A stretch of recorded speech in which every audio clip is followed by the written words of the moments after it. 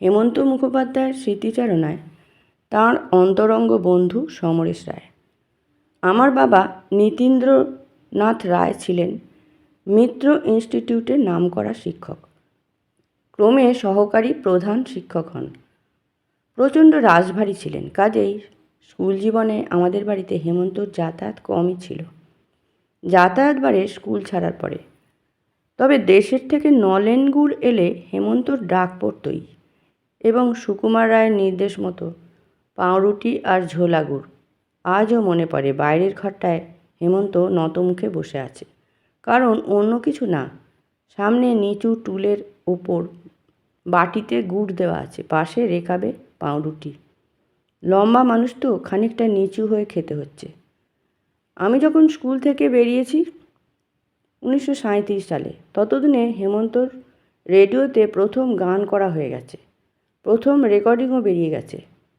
ওর engineering পড়া যদিও চলছে, তবু সঙ্গীত জগতে হেমন্তর পরিচিতি ক্রমেই বাড়ছে।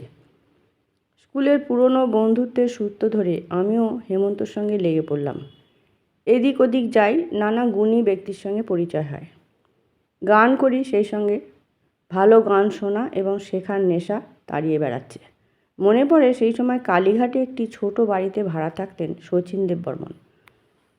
সকালবেলা তিনি রেওয়াজে বসতেন এবং প্রায় রাস্তার ধারে জানলায় কান পেতে থাকতাম আমরা তিনজন, হেমন্ত, পরিমল এবং আমি। বহুক্ষণ পরে শচীনদাকে সে কথা বলাতে তিনি খুব বকেছিলেন এবং সেই সঙ্গে বকাবকির ঢঙে তোরা কী যে কখন করস গোছে কিছু একটা বলে উঠেছিলেন। শচীনদার প্রসঙ্গে আর একটা কথা মনে পড়ে, তখনও শচীনদা মুম্বাই চলে যাননি, কিংবা সবে গিয়েছেন। ইউনিভার্সিটি ইনস্টিটিউটে একটা জলসা হচ্ছে। শিল্পী তালিকায় তখনকার দিনের অত্যন্ত নামজাদা সব শিল্পী, পঙ্কজ কুমার মল্লিক, শচীন দেববর্মন, ধনঞ্জয় ভট্টাচার্য, হেমন্ত প্রভৃতি। আমিও ছিলাম। হেমন্ত গান গাইছে শ্রী তুলসী দাস ছবির বিখ্যাত ভজন ব্যাঠে বরাসন রাম জানকী। শচীনদা আমার হাতখানা ধরে বলছেন, দেখ দেখ, গায়ে কাঁটা দেয়, আওয়াজখানা শুনছস? আবার আগের কথায় ফিরে যাই। 1943 সালে প্রথম আকাশবাণীর শিল্পী তালিকায় আমার নাম ওঠে। প্রথম প্রোগ্রামের দিন হেমন্ত সঙ্গে ছিল। আসলে তখন আকাশবাণীতে আমাদের একটা আড্ডাই ছিল বলা যায়। বহু বিখ্যাত ব্যক্তিত্বের সঙ্গে ওখানেই আমাদের প্রথম আলাপ হয়। কাজী নজরুল ইসলামকে ওখানেই প্রথম দেখি।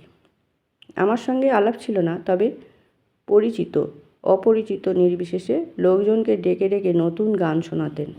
দুই একবার আমিও সেই দলে পড়ে গিয়েছি।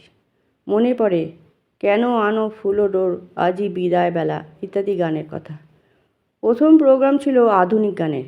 গেয়েছিলাম শৈলেশদার অর্থাৎ শৈলেশ দত্তগুপ্ত সুর করা গান তোমার যাবার কালে বকুল ঝরিল পায়। গানখানি পরে হেমন্ত রেকর্ড করেছিল।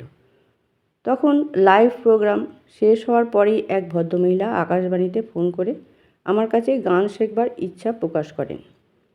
কি করব, ফোনটা ধরবো কিনা ভাবছি। হেমন্ত বলে উঠল, দাঁড়াও, আমি কথা বলছি। তুমি কি বলতে কি বলে ফেলবে ঠিক নেই। এই সময় থেকেই একটা ব্যাপার আমাদের ঝোঁক বাড়তে থাকে, সেটা হলো গান তৈরি করা অর্থাৎ সুর করার ইচ্ছা। বন্ধু অমিয় বাগচির লেখা গান নিয়ে আমরা তখন প্রায় বসতাম চর্চা করবার জন্যে, এবং এই ব্যাপারে হেমন্তর ক্ষমতা ছিল সত্যিই তুলনাহীন। পরবর্তীকালে এমনও দেখেছি রেডিও প্রোগ্রাম করবার জন্যে রওনা হয়েছে ট্রামে, আমিও আছি, পকেট থেকে একটা কাগজ বার করে হেমন্ত গুনগুন করছে। ভাবছি বোধহয় গানটা দেখে নিচ্ছে একবার। ওমা, দেখি একদম নতুন লেখা গান, সুর বসাতে বসাতে চলেছে। পরে ওই গানটাই গাইল।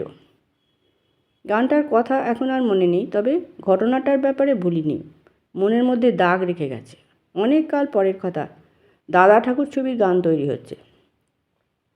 আপনাদের মনে থাকতে পারে ছবিটায় 6-7খানা গান ছিল।